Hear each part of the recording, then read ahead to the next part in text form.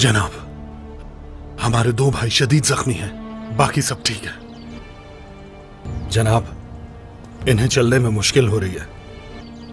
अगर आप इजाजत दें तो हम में से एक यानी शहर चला जाए और वहां से मदद ले आए। उस तरफ चलते हैं जनाब। घोड़े थक चुके हैं, वो वहां तक नहीं जा पाएंगे। उस सिम जाएंगे तो ज्यादा वक्त नहीं लगेगा। सिपाहियों, यहां से आप लोग कहीं भी नहीं जा रहे। हमारी सरजमीन पर ये लोग आए हैं, हमें गिरफ्तार करने की कोशिश कर रहे हैं, हमारे खजाने पर हाथ डाल रहे हैं और हम पे हुकूमत करना चाहते हैं। सर नहीं झुकाएंगे हम लोग। अगर हमने सर झुका दिया तो याद रखना, सर उठाना मुश्किल हो जाएगा।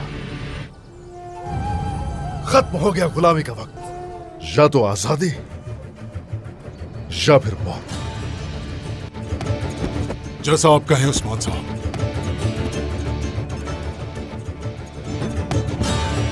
आप कह रहे हैं कि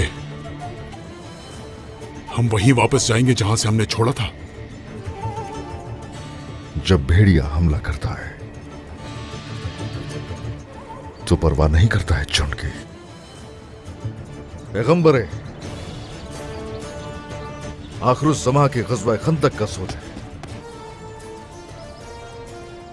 कि कैसे मुकाबला किया उन्होंने कुफ़ार का। सिर्फ 3000 ने 10,000 को कैसे शिकस्त दी। अल्लाह ने चाहा तो मैदान हमारा होगा। जैसा आपका हुक्म। जैसे आपका। हमारे साथियों ने कुर्बानियां दी हैं, लेकिन कामयाब हो गए हम। अगर हमने एक को खोया है तो उन्होंने 10 को खोया उस्ताद गिरा। क्यों, ऐसा ही है ना?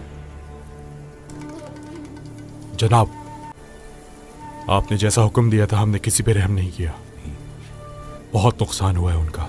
हम इससे मुतमईन नहीं। तुर्कों ने हमसे जो जमीनें और कले छीने थे वो सब उनसे वापस हासिल करेंगे।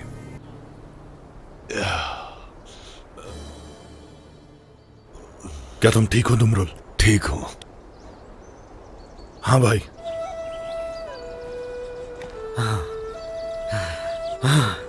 क्या हुआ? कुछ मिला खाने को? मिला तो था लेकिन हम पकड़ नहीं सके। हाँ, कोई बात नहीं। जनाब आ रहे, जनाब आ रहे। सिपाहियों, पनाह मिल गई तुम लोगों को? ढूंढ ली जनाब, वो ऊंचाई पर है। तो ठीक है, चलो चले।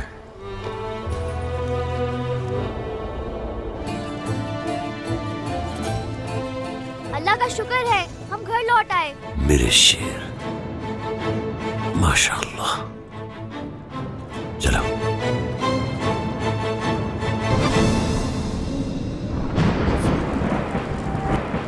या शाफी या शाफी या शाफी या शाफी। बिस्मिल्लाहिर्रहमान। बारूद उठा के दो मुझे।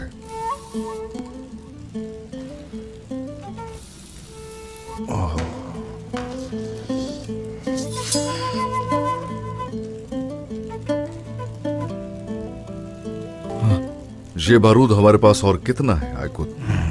देखते हैं। मेरे ख्याल से काफी जखीरा है। ठीक है, मंगोल हम पर मजीद हमलावर होंगे। वो हमारी तलाश में होंगे जनाब। जनाब, वो आ रहे हैं। आने दो, हम भी उन्हीं के मुंतजिर हैं। देख लूंगा तुम्हें। अल्लाह ने चाहा तो हम उन पर गालिब आएंगे। आ जाओ, आने दो उन्हें, आ जाओ।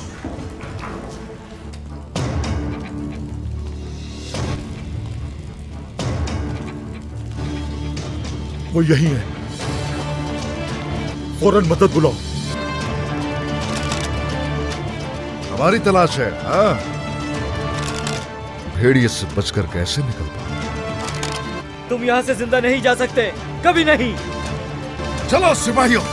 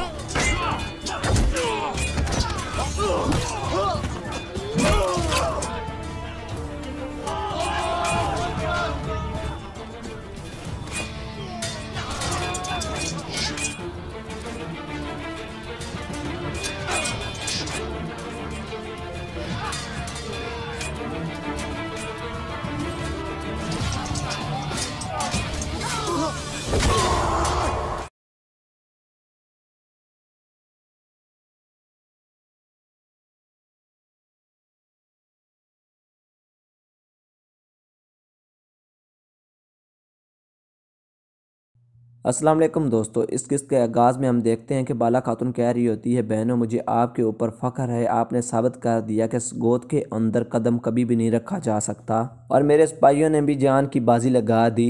सगोत हमारे बाओ अजदाद की अमानत है हमारे पास, अल्लाह आप सब से राज़ी हो। इसके बाद बाला खातून अपने बेटे अलाउद्दीन से बातचीत करते हुए कहती है, इतने ज़्यादा सलेबी अंदरूनी मददगारों के बगैर अंदर नहीं आ सकते थे। अलाउद्दीन कहता है, वालदा हम उन्हें तलाश करेंगे, इंशाअल्लाह दोबारा ऐसा कभी भी नहीं होगा।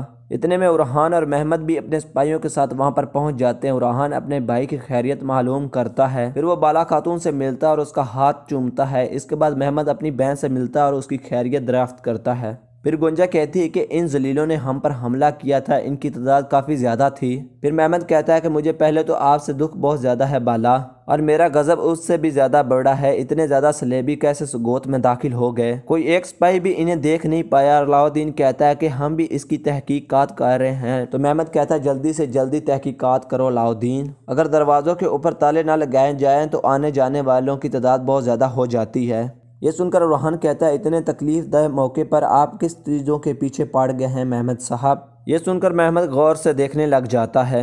दूसरी तरफ उस्मान ने मंगोल कमांडर की गर्दन के ऊपर तलवार रखी हुई थी और वो मंगोल कमांडर कहता है, उस्मान अगर तुमने मुझे मार दिया तो तुम्हारे बच्चे, बीवियां और सब को ख़त्म कर दिया जाएगा। उस्मान कहता है, खबरदार बच्चों की बात कभी भी मत करना वरना यहीं पर ही गाड़ दूंगा। और मंगोल कमांडर कहता है कि फिर तुम ये भी जान लो कि मेरा खून खुश्क होने से पहले तुम लोग इस दुनिया से मिट जाओगे। उस्मान साहब सख्त गुस्से में कहते हैं, खामोश, अब खड़े हो जाओ। तुम लोग हमें ये बताओ कि हमने किस दफ़ा आपके सामने सर झुकाया है। तुम हमें एक बार नहीं बल्कि 1000 बार भी मारो तो हम आपके सामने हथियार नहीं डालेंगे।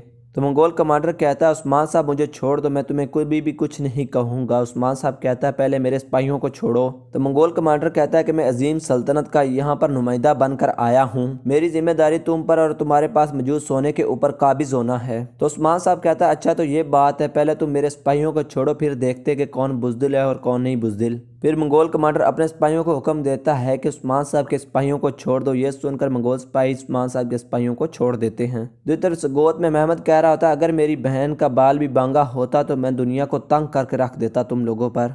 और मेरा मसला सिर्फ यही नहीं बल्कि तुम लोगों ने ऐसी कमज़ोरी दिखाई है कि मुसलमानों की फिरासत खाक में मिलाकर रख दी है और आप इस बुनियाद पर एक रियासत कायम करना चाहते हैं। ये सुनकर उरहान को बहुत ज़्यादा गुस्सा आ जाता है और बाला खातून उसे रोक लेती है। उरहान कहता है कि तुम अपनी बहन के लिए तो डर गए, तो यहाँ तक तो ठीक है, आगे तुम्हारा मामला नहीं, आगे हमारा मामला है। महमद कहते हैं, आगे मामला तुम्हारा, ऐसे कह देने से मामला हल नहीं होता। अब आप दरमियान कबीले के मुताहत हैं, अब आप लोगों की ज़मीन हमारी ज़मीन है, आपके लोग हमारे लोग हैं। इतने में अलाउद्दीन कहता है, महमद साहब आप बहादुर हैं, आपका खून जोश खाता है, लेकिन पहले आप अपनी आवाज़ नीची करें, मुकाम का ख्याल रखें। तो महमद कहता है कि मैं जानता हूं, लेकिन आप लोग भी जान लें कि इस कमज़ोरी का आपसे हिसाब लिया जाएगा। चलो गोंजा चले। इसी दौरान बाला खातून कहती है, रुक जाओ महमद साहब, हिसाब हमसे नहीं बल्कि आपको तो काफिरों के साथ भी हिसाब करना नहीं आता और आपकी बहन बिल्कुल भी आप जैसी नहीं है। आपकी बहन ने हमारे साथ शानदार हमारा साथ दिया। गोंजा खातून यहाँ पर मेहमान बनकर आई थी और इसने लगातार तलवार चलाई और काफिरों को जन्म हासिल किया।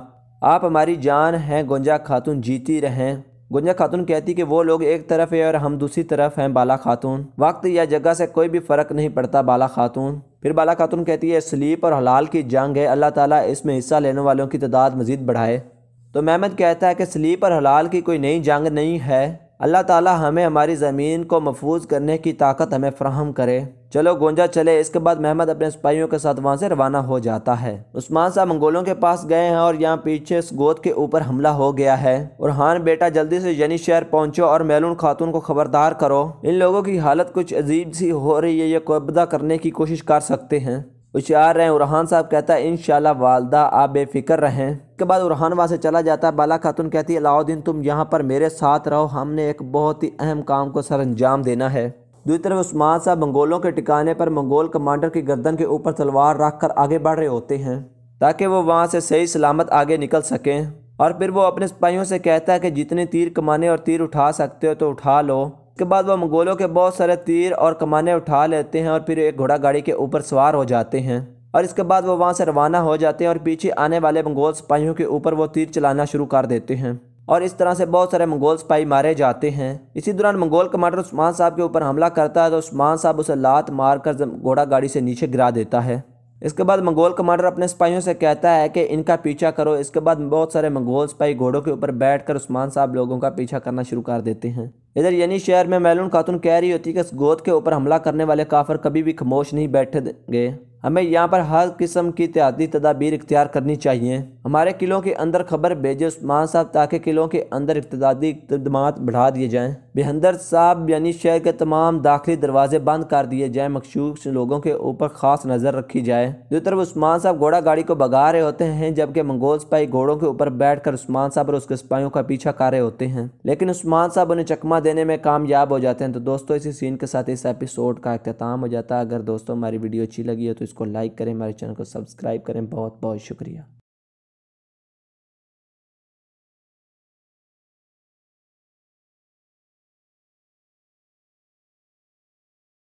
अस्सलाम वालेकुम दोस्तों, इस किस्त के आगाज़ में हम देखते हैं कि बाला खातून कह रही होती है, बहनों मुझे आपके ऊपर फ़ख्र है। आपने साबित कर दिया कि इस गोद के अंदर कदम कभी भी नहीं रखा जा सकता और मेरे सिपाहियों ने भी जान की बाजी लगा दी। सगोत हमारे बाओ अजदाद की अमानत है हमारे पास। अल्लाह आप सब से राज़ी हो। इसके बाद बाला खातून अपने बेटे अलाउद्दीन से बातचीत करते हुए कहती है, इतने ज़्यादा सलेबी अंदरूनी मददगारों के बगैर अंदर नहीं आ सकते थे। अलाउद्दीन कहता है, वालदा हम उन्हें तलाश करेंगे, इंशाअल्लाह दोबारा ऐसा कभी भी नहीं होगा। इतने में उरहान और महमद भी अपने सिपाहियों के साथ वहां पर पहुंच जाते हैं। उरहान अपने भाई की खैरियत मालूम करता है, फिर वो बाला खातून से मिलता है और उसका हाथ चूमता है। इसके बाद महमद अपनी बहन से मिलता है और उसकी खैरियत दरियाफ्त करता है। फिर गुंजा कहती है कि इन जलीलों ने हम पर हमला किया था, इनकी तादाद काफ़ी ज़्यादा थी। फिर महमद कहता है कि मुझे पहले तो आपसे दुख बहुत ज़्यादा है बाला, और मेरा गज़ब उससे भी ज़्यादा बड़ा है। इतने ज़्यादा सलेबी कैसे सुगोत में दाखिल हो गए, कोई एक सिपाही भी इन्हें देख नहीं पाया। अलाउद्दीन कहता है कि हम भी इसकी तहकीकात कर रहे हैं। तो महमद कहता है, जल्दी से जल्दी तहकीकात करो अलाउद्दीन। अगर दरवाज़ों के ऊपर ताले ना लगाए जाएँ तो आने जाने वालों की तादाद बहुत ज़्यादा हो जाती है। ये सुनकर उरहान कहता है, इतने तकलीफ़दह मौके पर आप किस चीज़ों के पीछे पड़ गए हैं महमद साहब। ये सुनकर महमद गौर से देखने लग जाता है। दूसरी तरफ उस्मान ने मंगोल कमांडर की गर्दन के ऊपर तलवार रखी हुई थी और वो मंगोल कमांडर कहता है, उस्मान अगर तुमने मुझे मार दिया तो तुम्हारे बच्चे, बीवियां और सब को ख़त्म कर दिया जाएगा। उस्मान कहता है, खबरदार बच्चों की बात कभी भी मत करना वरना यहीं पर ही गाड़ दूंगा। और मंगोल कमांडर कहता है कि फिर तुम ये भी जान लो कि मेरा खून खुश्क होने से पहले तुम लोग इस दुनिया से मिट जाओगे। उस्मान साहब सख्त गुस्से में कहते हैं, खामोश, अब खड़े हो जाओ। तुम लोग हमें ये बताओ कि हमने किस दफ़ा आपके सामने सर झुकाया है। तुम हमें एक बार नहीं बल्कि 1000 बार भी मारो तो हम आपके सामने हथियार नहीं डालेंगे। तो मंगोल कमांडर कहता है, उस्मान साहब मुझे छोड़ दो, मैं तुम्हें कोई भी कुछ नहीं कहूँगा। उस्मान साहब कहता है, पहले मेरे सिपाहियों को छोड़ो। तो मंगोल कमांडर कहता है कि मैं अजीम सल्तनत का यहाँ पर नुमाइंदा बनकर आया हूँ, मेरी जिम्मेदारी तुम पर और तुम्हारे पास मौजूद सोने के ऊपर काबिज होना है। तो उस्मान साहब कहता है, अच्छा तो ये बात है, पहले तुम मेरे सिपाहियों को छोड़ो, फिर देखते कि कौन बुज़दिल है और कौन नहीं बुज़दिल। फिर मंगोल कमांडर अपने सिपाहियों को हुक्म देता है कि उस्मान साहब के सिपाहियों को छोड़ दो। ये सुनकर मंगोल सिपाही उस्मान साहब के सिपाहियों को छोड़ देते हैं। दूसरी तरफ सगोत में महमद कह रहा होता है, अगर मेरी बहन का बाल भी बांगा होता तो मैं दुनिया को तंग करके रख देता तुम लोगों पर।